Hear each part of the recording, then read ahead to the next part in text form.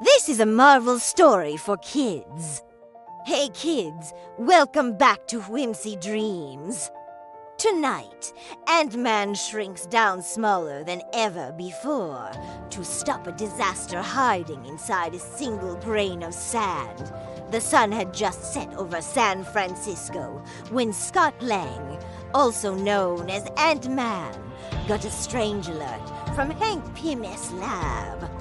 It was a little after midnight, and he was just getting ready for bed. His daughter Cassie was asleep in her room next door. But then he heard it.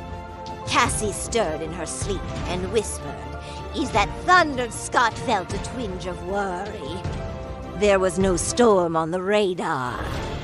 Could this be another one of those crazy quantum realm weather events?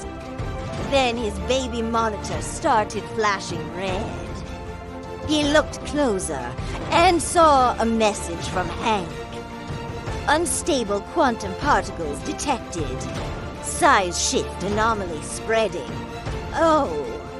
He looked at Cassie. Think I can handle one more weird night. She was sleeping soundly. So Scott slipped out of bed, changed into his Ant-Man suit, and activated his helmet. Then he stepped into the quantum tunnel, and with a snap from Hank, he shrunk down to the size of an ant. "See you later, kiddo." He dove into the microscopic world. But something was wrong. The atoms that usually hummed with energy and vibrated in harmony were violently shaking. Some of them were even cracking. What happened? He flew through the air and landed on a nearby table. A technician in a white coat rushed over. "Oh my God, Ant-Man. Thank goodness you're here. This lab is being overrun by these rogue atoms." Scott looked around and realized that the molecules themselves were beginning to mutate. They were breaking apart and rearranging themselves into different shapes. He thought about the last time he visited this lab. It was a prototype facility where Hank and his daughter Cassie experimented with shrinking technology. Could this be one of those runaway nanobots that we found in that old Ultron base? The technician shook his head. "I think it's worse. It seems to be growing larger, consuming energy from every device in this lab, and soon it will escape into the outside world.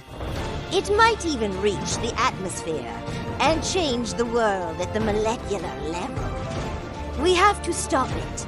Ant-Man buzzed into action. He raced across the room and surfed an electron wave to the other side. Then he dodged a data storm that nearly knocked him out.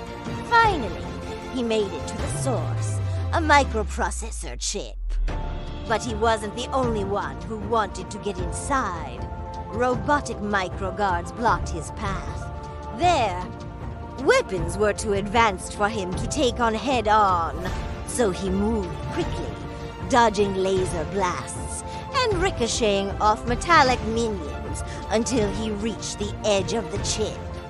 Looking inside, he saw it. A tiny nanobot with blinking red eyes.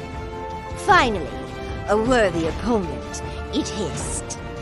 "I was designed to evolve. You can't stop evolution." Ant-Man smirked. "Yeah. I believe in reboots." He pulled out his pin disc, reversed the charge, and fired. The nanobot tried to flee, but it was too late.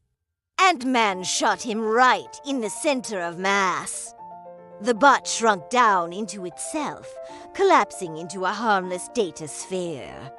As the nanoscape returned to normal, a soft voice echoed in his comms. "Dad, are you okay?" He smiled. Tiny mission, big save. Ant-Man demoted himself and reappeared in the lab. Hank rushed over and checked his suit.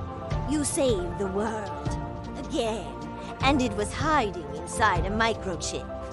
That deserves a happy dance. Yeah, Hank said with a sigh of relief. Now let's get you home. I'm sure Cassie wants to hear all about it. Scott looked up at the stars.